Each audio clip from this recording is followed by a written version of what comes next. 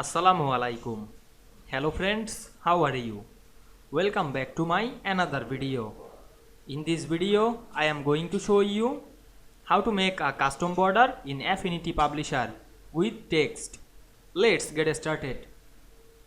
Firstly, we have to open a Affinity Publisher document and take some pages with some text. Now we want to add custom border with text. Firstly, enable the master page, then double click on the main master pages, and we can see here the frame text tool and draw this text tool over the page. Now we can see we make a border, then select this border and enable the master frame text, and we can see here the stroke. You can edit the frame stroke.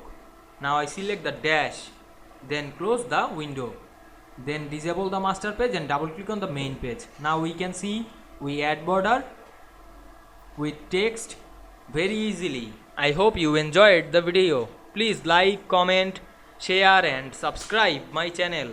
Thanks for watching.